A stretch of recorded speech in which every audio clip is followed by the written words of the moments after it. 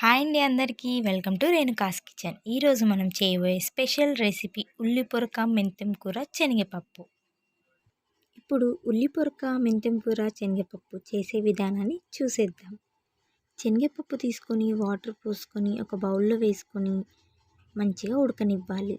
మరి మెత్తగా కూడా ఉడకనివ్వద్దండి, నార్మల్గా ఇలా ఉడికేలా చూసుకోండి. ఉల్లి పొరకని మంచిగా కట్ చేసుకొని ఒక బౌల్లోకి వేసుకోండి. అలాగే మెంతం కూరను కూడా మంచిగా కట్ చేసుకొని ఒక బౌల్లోకి వేసుకోండి. బౌల్లోకి వేసుకొని వాటర్ పోసుకొని కొద్దిసేపు అలాగే పెట్టండి.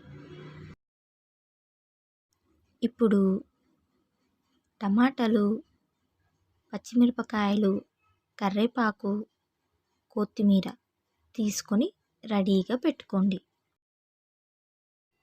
మనం కట్ చేసి వాటర్లో వేసి పెట్టుకున్న మెంతెం కూర ఉల్లి పొరకని తీసుకొని ఒక బౌల్లోకి వేసుకోండి.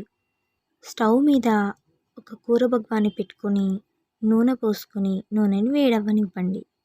నూనె వేడయ్యాక జీలకర్ర ఆవాలు వేసుకోవాలి. వేసుకొని వీటిని వేగనివ్వండి. ఇప్పుడు మనం తీసి పక్కకు పెట్టుకున్న ఉల్లి పొరక మెంతెం కూరని దీంట్లోకి వేసుకోవాలి. వేసుకొని బాగా కలుపుకోండి. మంచిగా కలుపుకొని ఒక 10 నిమిషాల పాటు వేగనివ్వాలి.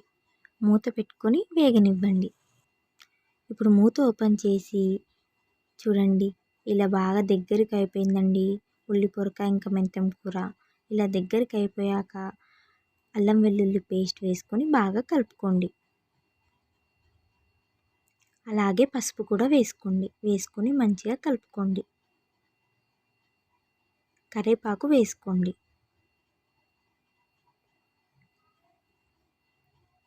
పచ్చిమిరపకాయలు కూడా వేసుకోండి. వేసుకొని మంచిగా కలుపుకోండి. ఇప్పుడు మనం కట్ చేసి పెట్టుకున్న టమాటాలని కూడా వేసుకోండి. వేసుకొని మొత్తం మంచిగా కలిపేసుకొని దీన్ని కూడా మనం వేగనివ్వాలి. ఒక 5 నిమిషాల పాటు మూత పెట్టుకొని వేగనివ్వండి. 5 నిమిషాల తర్వాతకి మూత ఓపెన్ చేసి ఒకసారి కలుపుకొని మనం ఉడకపెట్టుకున్న శనగపప్పుని తీసుకొని దీంట్లోకి వేసుకోండి. వేసుకొని మంచిగా కలుపుకోండి. మంచిగా కలుపుకొని ఇప్పుడు దీన్ని కూడా ఒక 5 నిమిషాల పాటు వేగనివ్వాలి. మూత పెట్టుకొని ఒక 5 నిమిషాలు వేగనివ్వండి. ఒక 5 నిమిషాల తర్వాతకి మూత ఓపెన్ చేసి ఒకసారి కలుపుకోండి. మంచిగా కలుపుకొని ఇప్పుడు మనం దీంట్లోకి కారం వేసుకోవాలి.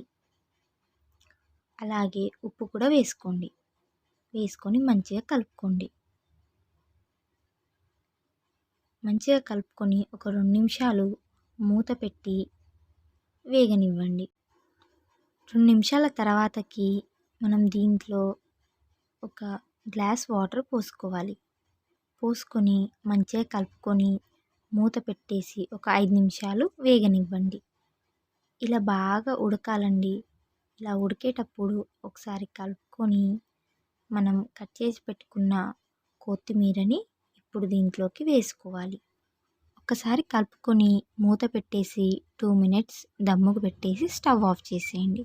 అంతేనండి, మన రెసిపీ రెడీ అయిపోయింది. ఇంకా మా ఛానల్ని సబ్స్క్రైబ్ చేసుకునే వాళ్ళుంటే సబ్స్క్రైబ్ చేసుకోండి, లైక్ చేయండి, షేర్ చేయండి. Thanks for watching Renuka's kitchen.